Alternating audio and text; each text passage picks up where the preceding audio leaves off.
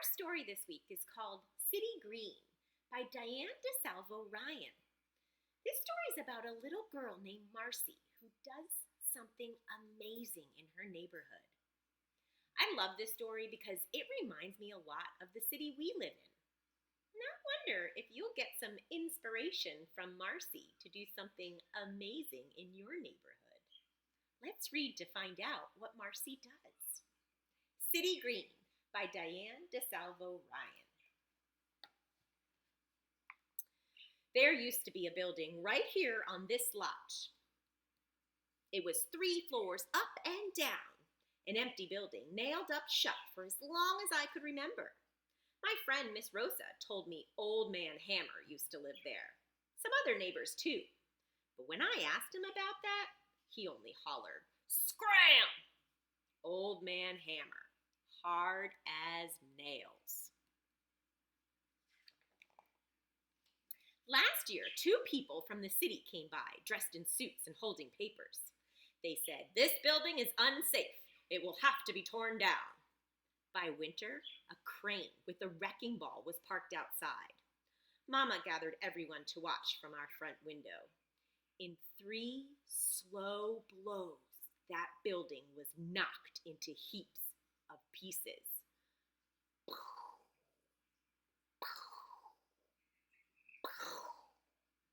The workers took the rubble away in a truck and filled the hole with dirt.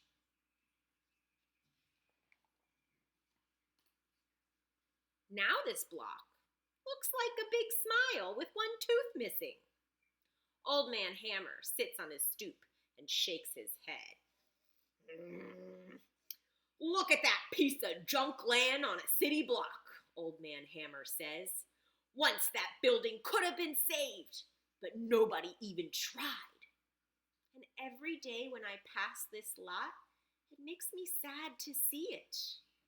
Every single day." Then spring comes, and right on schedule, Miss Rosa starts cleaning her coffee cans. Miss Rosa and I keep coffee cans outside our windowsills. Every year we buy 2 packets of seeds at the hardware store. Sometimes marigolds, sometimes zinnias, and one time we even tried tomatoes. We go to the park and we scoop up some dirt and we fill the cans halfway. This time, Old Man Hammer stops us on the way to the park. "This good-for-nothing lot has plenty of dirt right here," he says. And then, all at once, I looked at Miss Rosa, and she's smiling back at me. "A lot of dirt," Miss Rosa says. "Like 1 big coffee can," I say. And that's when we decide to do something about this lot. Quick as a wink, I'm digging away. I'm already thinking of gardens and flowers. But Old Man Hammer shakes his finger. "You can't dig more dirt than that. This lot is city property."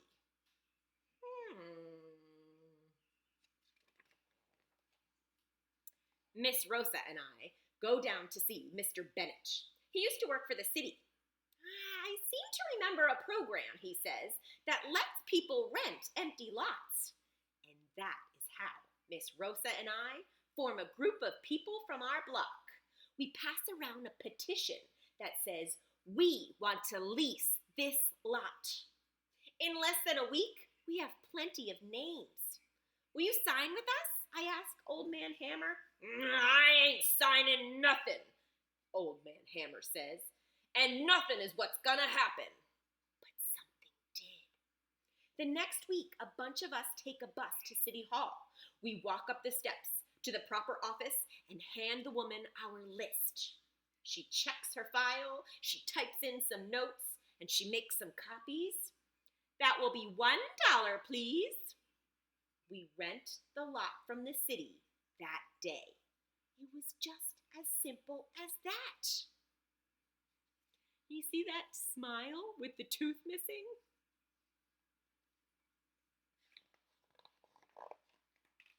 Saturday morning, I'm up with the sun and looking at this lot.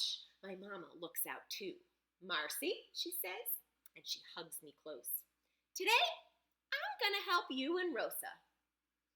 After shopping, Mama empties her grocery bags and fills them flat to carry them under her arm. Folds them flat to carry under her arm. Come on, Mrs. B, Mama tells her friend. We're gonna clear this lot. And then, what do you know but my brother comes along. My brother is tall and strong. At first, he scratches his neck and he shakes his head, just like Old Man Hammer. But Mama smiles and says, none of that here. So all day long, he piles junk in those bags and he carries them to the curb. Look at them all hard at work. What's Old Man Hammer doing? Just staring. Now, this time of day is early. Neighbors pass by and see what we're doing. Most of them say, we want to help too. They have a little time to spare. And then this one calls that one, and that one calls another. Come on and help, I call to Old Man Hammer. I'm not helping nobody, he hollers. You're all wasting your time. Sour grapes, my mama'd say. And sour grapes is right. Just before supper, when we were good and hungry, my mama looks around this lot.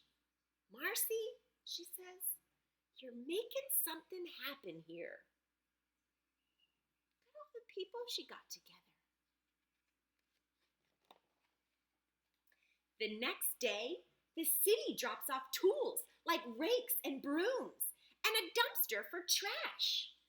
Now there's even more neighbors to help. Miss Rosa, my brother, and I say, good morning to Old Man Hammer. But Old Man Hammer just waves like he's swatting a fly. Why is Old Man Hammer so mean and cranky these days? My brother asks. Maybe he's really sad, I tell him. Maybe he misses his building. That rotten old building? My brother shrugs. He should be happy the city tore that mess. Give him time, Miss Rosa says. Good things take time.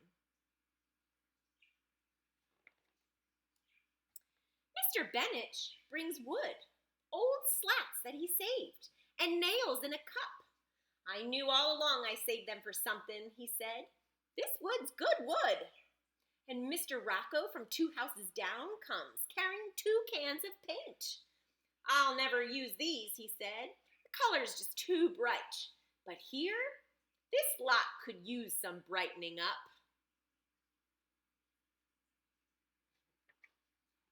Well, anyone can tell that with all the excitement, something's going on here. And everyone has an idea about what to plant. Strawberries, carrots, lettuce, and more. Tulips and daisies, petunias, and more. Sonny turns the dirt over with a snow shovel. Even Leslie's baby tries to dig with a spoon. For lunch, Miss Rosa brings milk and jelly and bread and spreads out a beach towel where the junk was cleared. By the end of the day, a fence is built and it's painted as bright as the sun. Wow, they did a lot of work. Later, Mama kisses my cheek and closes my bedroom door. By the streetlights, I see Old Man Hammer come down his steps to open the gate and walk to the back of the lot. He bends down quick, sprinkling something from his pocket and covering it over with dirt. In the morning, I tell my brother, "Oh, Marcy," he says, "you're dreaming. You're wishing too hard." But I know what I saw, and I tell my mama, Old Man Hammer planted some seeds.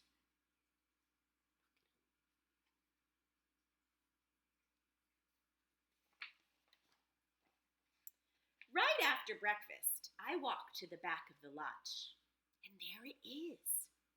It's a tiny raised bed of soil. It's neat and tidy, just like the rows we've planted. Now I know for sure that Old Man Hammer planted something. So I pat the soil for good luck and I make a little fence to keep the seeds safe. There's Marcy. Let's take a look at Old Man Hammer.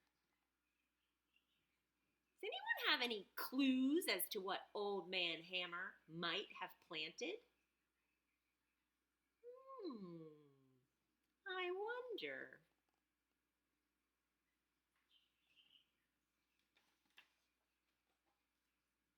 Every day I go for a look inside our garden lot. Other neighbors stop in too. One day, Mrs. Wells comes by. This is right where my grandmother's bedroom used to be, she says. That's why I planted my flowers right here. I feel sad when I hear that.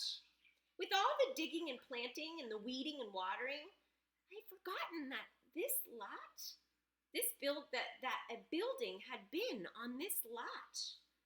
Old Man Hammer used to live here too. And I go to the back where he planted his seeds, and I wonder, is this the place where his room used to be?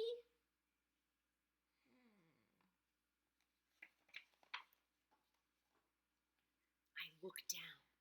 Beside my feet, some tiny stems are sprouting. Old Man Hammer's seeds have grown. I run to his stoop. Come with me, I beg, tugging at his hands. You'll want to see. I walk him past the hollyhocks, the daisies, the peppers, and the rows of lettuce. I show him the strawberries that I planted. And when Old Man Hammer sees his little garden bed, his sour grapes turn sweet. Marcy, child, he shakes his head. This lot was good for nothing, and now it's nothing but good, he says. Soon, summertime comes, and this lot really grows. It fills with vegetables, herbs, and flowers, and way in the back, taller than anything else, is a beautiful patch of yellow sunflowers. Old Man Hammer comes every day. He sits in the sun and he eats his lunch, and sometimes he comes back with supper. Nobody knows how the sunflowers came. Not Leslie, my brother, or Miss Rosa, not Mr. Bennett or Sonny, or anyone else. But Old Man Hammer just sits there smiling at me. We know whose flowers they are.